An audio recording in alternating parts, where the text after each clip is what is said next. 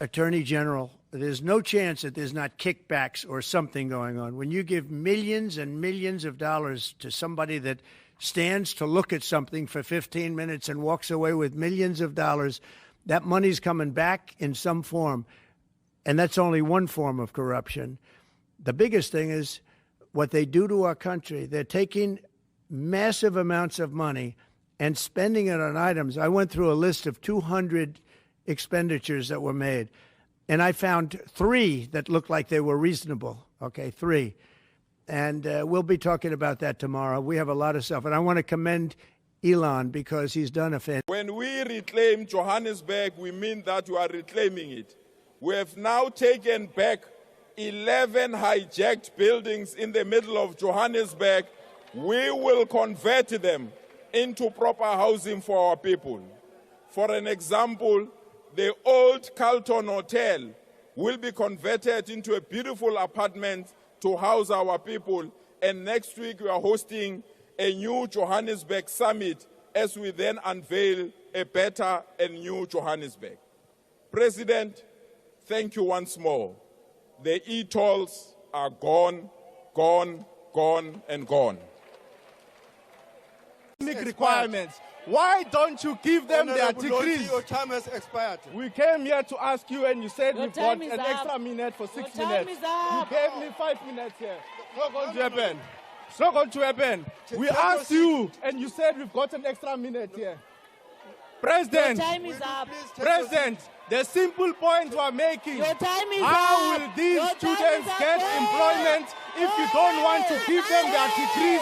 Give the students their degrees, give them their qualifications, give them their certificates so that they can be able to access employment opportunities.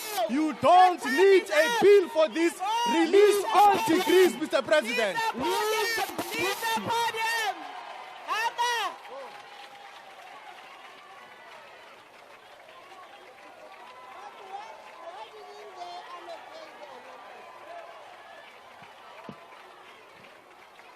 You can't disrespect the presiding officer. Shift your attitude. You see, Mr. President, attitude is like a flat tire. If you don't change it, you won't go anywhere. Premier Lusufi, no amount of arrogance to implement failed ANC policies will change this country for the better.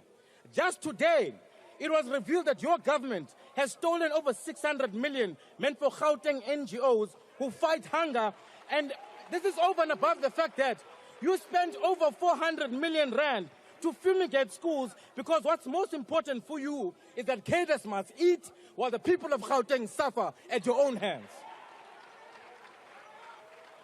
What in fact we must be fumigating is the hollow words that you spoke here today, having delusions of grandeur, yet you've closed down 25 schools in Soweto, yet you talk about the doors of learning must be open. 2018. The reality is that ever since you took office 7 years ago, our economy has not grown by more than 2%. We are talking about an average growth rate of 0.6% since 2018. Only people who approach policy and politics like a game of murabaraba or China will produce such a disastrous economic outcome, and that's you, Mr. Ramaphosa. And that is why, in a variety of portfolios, we've taken a decision to focus like a laser beam on growth and jobs. And that was what the President set out in the SONA. I was in Ceres yesterday to mark the first shipment of South African apples to Thailand in 16 years. Just one example of how this government is opening up new markets for our agricultural products. Solly Malatsi's ministers on a mission to get fast, reliable broadband into the hands of millions of people in rural areas. Dr. Schreiber opening South Africa to skills and to tourists. Minister McPherson fast-forwarding infrastructure projects.